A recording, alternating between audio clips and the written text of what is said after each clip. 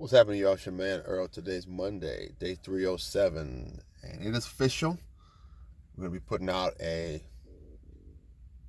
announcement across our social medias that we are, in fact, moving, and we are moving into what's going to be possibly a holding pattern because we have not found another location. But as you guys well know, on this channel, we deal with faith, family, finance. Notice faith is first, God, family, business. So faith, family, finance. And in business, sometimes you have to go into what is called a holding pattern. And I want to make sure you guys understand this because if you've ever flown before, been in an airport, sometimes airports can be very busy. And if you look up, you will see airplanes, what it appears to be, just going around and around and around in a circle with no purpose. But upon further observation, you will see that there is a pattern. And normally, when an airplane is in a holding pattern, they are flying in what's called an oval. Okay? Usually flown over and about and around an airport. By what? By airplanes that are awaiting clearance to land. So what does it mean when your business goes into a holding pattern? Very similar, but not the same. 20 years ago, when a business went into a holding pattern, it would almost be impossible to bounce back because you're losing the ability to sell. Your inventory has to go on a shelf. Your customers can't come and look at your stuff, and so a holding pattern in business was looked upon as really a death certificate, or a death sentence, I should say. It's just a matter of time before you go completely out of business.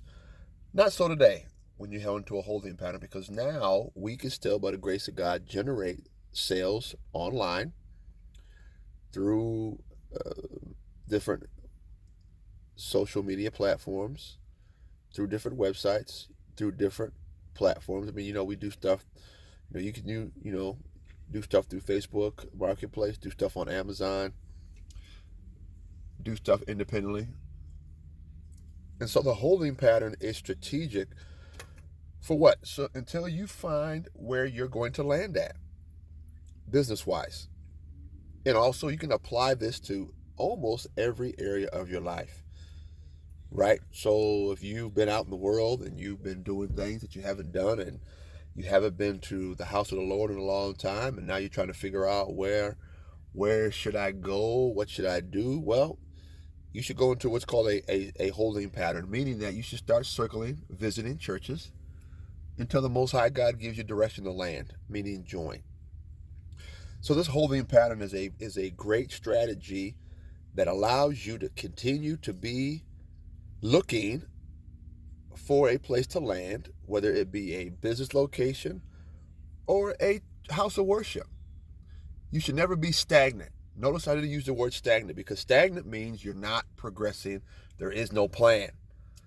But when you're in a holding pattern, there's a plan to land, and you have a pattern. You're not flying willy-nilly. And notice you're not flying where you want to go. You have orders by someone to say, hey, listen, take some time. As soon as we can give you permission, get clearance, we're going to have you land. So, I say this and I'm done. Day 307 on Monday. Holding patterns are a great strategy for when you are in between traditional brick and mortar locations, especially when you still have online capabilities to do sales and do business. Don't stop doing business. Keep the income coming in. Keep the revenue coming in. God bless you. God keep you. Monday, November 2nd, day 307, holding patterns. Peace.